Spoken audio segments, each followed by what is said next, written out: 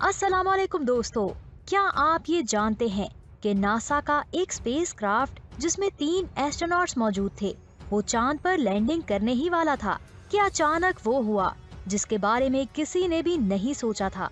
ये स्पेसक्राफ्ट जमीन से 3,22,000 किलोमीटर दूर स्पेस के एक ऐसे हिस्से में था जहां ये लोग 3 दिनों में पहुंचे थे।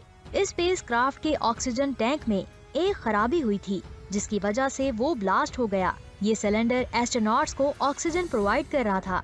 अब एस्ट्रोनॉट्स समझ गए थे कि हमारे बचने के कोई भी चांसेस नहीं है। अब इनके पास सिर्फ 15 मिनट्स की ऑक्सीजन बाकी थी। इतने कम टाइम में ये जमीन पर भी नहीं पहुंच सकते थे। स्पेस में इंसानों को भेजकर कामयाब मिशन करवाना कोई आसान काम नहीं है। अगर इसमें थोड़ी सी भी मिस्टेक हुई तो कई साल की मेहनत जाया हो जाती है और साथ ही साथ इंसानों को भी खतरा होता है। स्पेसक्राफ्ट स्पेस में एस्ट्रोनॉट्स को सूरज से निकलने वाली रेडिएशन से बचाने के साथ साथ उन्हें जमीन जैसा एटमॉस्फेयर भी देता है। जिस हिस्से में एस्ट्रोनॉट्स बैठे होते हैं वहाँ ऑक्सीजन टैंक्स लगे होते हैं और इस जगह से कार्बन डाइऑक्साइड खत्म करने के लिए स्पेशल फिल्टर्स लगाए जाते हैं। अगर किसी भी वजह से स्पेस में कोई हादसा हो जाए तो स्पेसक्राफ्ट समेत एस्ट्रोनॉट्स हमेशा के लिए स्पेस में गुम हो जाते हैं और इन्हें कोई भी वापस नहीं ला सकता। लेकिन क्या आप ये जानते हैं कि ऐसा एक हादसा अप्रैल 1970 में अपोलो 13 मिशन में भी हुआ था। जी हाँ, आपने बिल्कुल सही सुना। इस मिशन से एक साल पहले यानी कि 1969 में अपोलो 11 ने चांद पर कामयाबी से लैंडिंग की थी जिसमें नील आर्मस्ट्रांग मौजूद थे। ये पहले इंसान थे जिन्होंने चांद पर कदम रखा था। अपोलो 11 के बाद अपोलो 12 मून मिशन भी कामयाब हुआ था, लेकिन अब बारी थी अपोलो 13 की जिसका मेन मकसद चांद को एक्सप्लोर करना था। अपोलो 13 को चांद के एक ऐसे हिस्से में लैंड करना था जहां किसी एस्ट्रॉइड के गिरने की वजह से बहुत बड़ा गड्ढा बना हो। चांद के ऐसे हिस्सों को फ्रेमोरो कहते हैं। इस मिशन के कमांडर जेम्स लोवल थे। इनके साथ 2 पायलट जॉन और फ्रेड भी थे। इस मिशन को 11 अप्रैल 1970 को लॉन्च किया गया था। स्पेसक्राफ्ट के 3 हिस्से थे। नोक वाले हिस्से को कमांड मॉड्यूल कहा जाता है। ये वही जगह है जहां एस्ट्रोनॉट्स को अपना टाइम गुजारना था। इसके दूसरे हिस्से को, जिसकी शक्ल मकड़ी जैसी है, उसे ल्यूनर मॉडल कहा जाता है। इसका मेन मकसद चांद पर लैंड करना और फिर चांद से एस्ट्रोनॉट्स को वापस लेकर आना है। इसका तीसरा हिस्सा सिलेंडर जैसा है जिसे सिल्वर मॉड्यूल भी कहा जाता है। इस हिस्से में स्पेसक्राफ्ट की सबसे इम्पोर्टेंट चीजें जैसे कि इंजन और ऑक्सीजन टैंक्स मौजूद थे। अब प्लान ये था कि ये स्पेसक्राफ्ट जमीन के ऑर्बिट से निकलकर चांद के चारों तरफ चक्कर लगाएगा। फिर इनमें से 2 एस्ट्रोनॉट्स इस ल्यूनर मॉड्यूल में बैठकर स्पेसक्राफ्ट से अलग होकर चांद पर लैंड करेंगे। चांद के सैंपल्स इकट्ठे करने के बाद ल्यूनर मॉड्यूल उनको वापस चांद के ऑर्बिट में लेकर आएगा।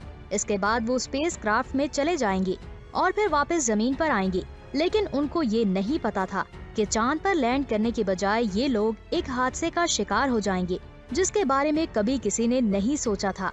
इन्हें जमीन से आए हुए तकरीबन 55 घंटे हो चुके थे। इनका स्पेसक्राफ्ट चांद की तरफ तेजी से बढ़ रहा था। इसी दौरान मामूल के मुताबिक एक एस्ट्रोनॉट ने ऑक्सीजन लेवल चेक करने के लिए जैसे ही बटन को प्रेस किया तो अचानक से एक जोरदार धमाका हुआ। ये धमाका इतना खतरनाक था कि सबसे अगले मॉड्यूल में बैठे तमाम एस्ट्रोनॉट्स एक दूसरे के ऊपर जा गिरे।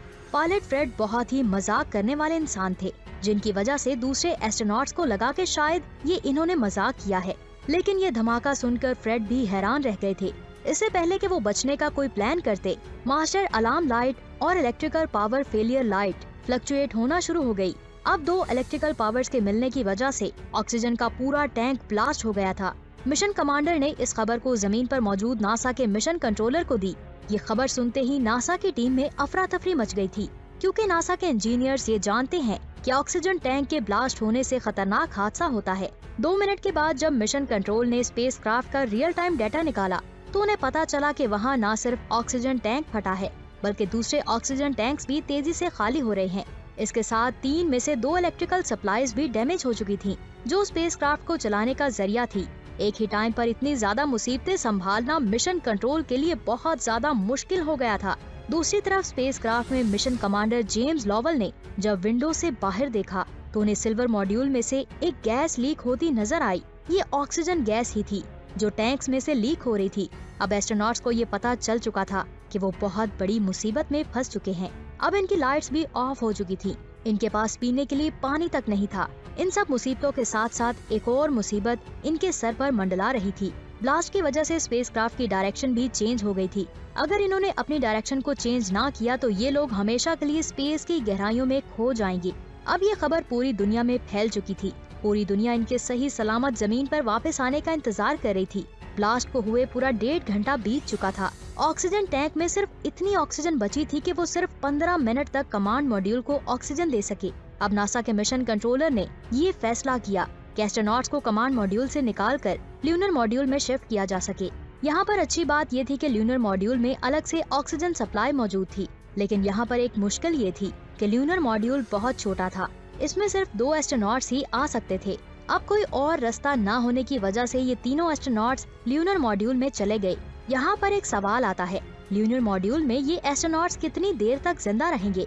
तो मैं आपको बता दूं, इसके लिए नासा के इंजीनियर्स रियल टाइम कैलकुलेट कर रहे थे। कैलकुलेशन से पता चला कि ल्यूनर मॉड्यूल 2 दिन तक इन्हें ऑक्सीजन प्रोवाइड कर सकता है। सवाल अभी भी वहीं पर है कि ये एस्ट्रोनॉट्स जमीन पर वापस कब आएंगे? इसका जवाब किसी के पास भी नहीं था। अपोलो 13 को वापस जमीन पर लाने के लिए नासा के पास 2 ऑप्शंस मौजूद थे। पहला ये कि मेन इंजन को यूज करके स्पेसक्राफ्ट को जमीन की तरफ लाया जाए, लेकिन ये मेन इंजन भी आखिरी फ्यूल सोर्स पर चल रहा था, जिसकी वजह से इंजीनियर्स को ये शक था कि कहीं रास्ते में ही ये इंजन बंद न हो जाए। दूसरा ऑप्शन ये था कि चांद की ग्रेविटी का यूज करके स्पेसक्राफ्ट को जमीन पर लाया जा सके। नासा ने दूसरे ऑप्शन को चूज किया, लेकिन इसमें भी एक प्रॉब्लम थी। जब स्पेसक्राफ्ट चांद की ग्रेविटी को यूज करके चांद का चक्कर लगा कर आएगा तो उसे चांद के ऑर्बिट से निकालकर जमीन की तरफ धकेलना होगा। ये काम ल्यूनर मॉड्यूल में लगे इंजन की मदद से करना होगा।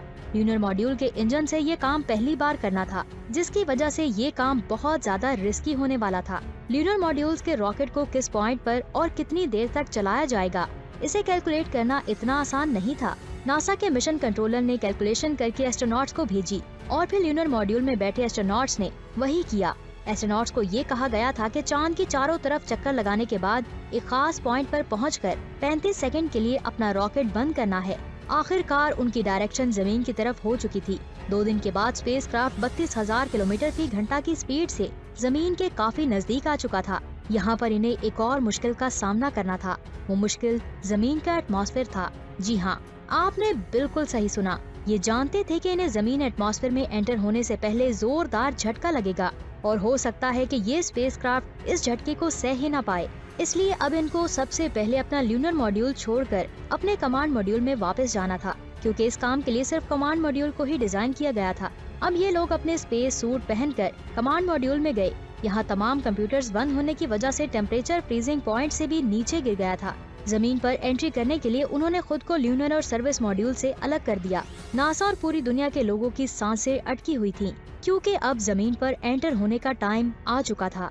एंट्री के वक्त स्पेसक्राफ्ट इतना गर्म हो चुका था कि 3 मिनट तक उनसे कोई भी कनेक्ट नहीं हो सका। 3 मिनट तक जब उनका कोई भी जवाब नहीं आया तो सबको ऐसा लगा कि एस्ट्रोनॉट्स मर चुके हैं। लेकिन फिर वो हुआ जिसका सबको इंतजार था। उन्होंने रेडियो से मैसेज भेजा और जमीन के एटमॉस्फेयर में एंटर हुए और फिर उन्होंने अपने पैराशूट खोल दिए। फिर दुनिया और खास तौर पर इनकी फैमिली बहुत खुश हो रही थी।